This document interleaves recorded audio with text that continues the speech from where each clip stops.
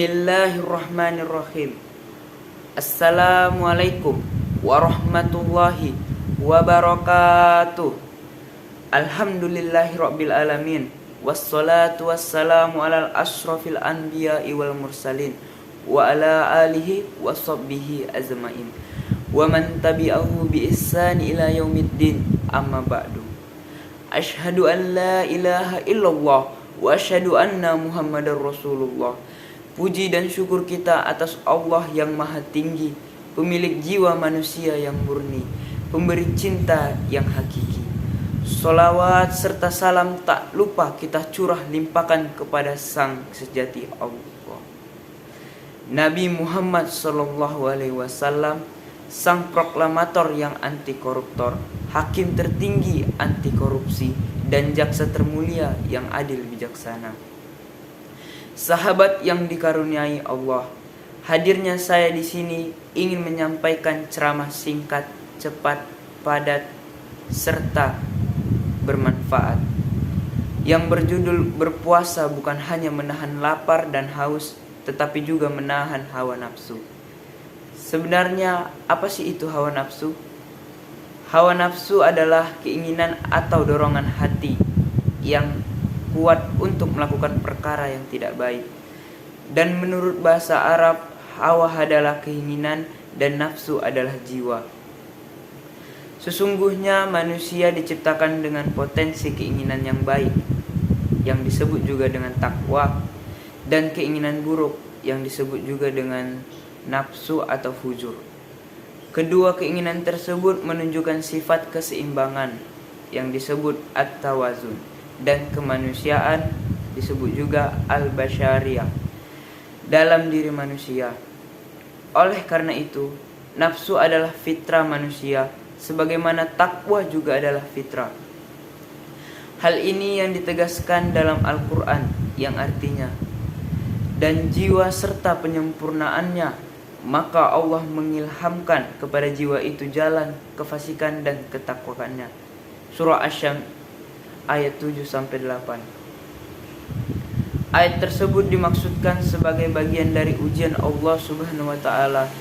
Setiap jiwa manusia cenderung untuk melakukan dosa yang tidak seberapa dan melakukan maksiat dengan semangat. Jika manusia dihadapkan pada pilihan yang baik atau pilihan yang buruk, ia lebih tertarik untuk melakukan pilihan yang buruk. Contohnya, jika ada pilihan, sesungguhnya manusia diciptakan dengan potensi keinginan yang baik, yang disebut juga dengan takwa, dan keinginan buruk, yang disebut juga dengan nafsu atau fujur. Kedua keinginan tersebut menunjukkan sifat keseimbangan, yang disebut at-tawazun, dan kemanusiaan disebut juga al-basyariyah dalam diri manusia. Oleh karena itu, nafsu adalah fitrah manusia, sebagaimana takwa juga adalah fitrah. Hal ini yang ditegaskan dalam Al-Quran, yang artinya, dan jiwa serta penyempurnaannya, maka Allah mengilhamkan kepada jiwa itu jalan kefasikan dan ketakwaannya. Surah Asy-Syams ayat 7-8. Ayat tersebut dimaksudkan sebagai bagian dari ujian Allah Subhanahu wa taala. Setiap jiwa manusia cenderung untuk melakukan dosa yang tidak seberapa dan melakukan maksiat dengan semangat. Jika manusia dihadapkan pada pilihan yang baik atau pilihan yang buruk, ia lebih tertarik untuk melakukan pilihan yang buruk. Contohnya, jika ada pilihan bekerja keras atau istirahat, pasti pilihan istirahat lebih menarik dan nafsulah yang membuat hal tersebut tertarik. Gini, nafsu itu bagaikan nyamuk yang dibiarkan terus dikasih darah. Maka nyamuk itu akan menjadi kenyang dan kita akan menjadi sakit. Begitu juga nafsu, jika terus kita biarkan dan tidak dikendalikan, maka nafsu akan senang dan amalan kita akan sedikit. Bahkan hidup kita akan menjadi pahit. Sebaliknya, jika nafsu itu dikendalikan dan dikelola, akan melahirkan manusia yang berakhlak mulia, berguna bagi agama, bangsa, dan seluruh dunia. Jika nafsu dikendalikan, akan menjadi ketegasan dalam kebaikan. Pengendalian sebagaimana dimaksud tersebut adalah yang ingin dibangun dari ibadah puasa sesuai dengan inti puasa, yaitu al-imsak, yang berarti menahan diri atau mengendalikan hawa nafsu.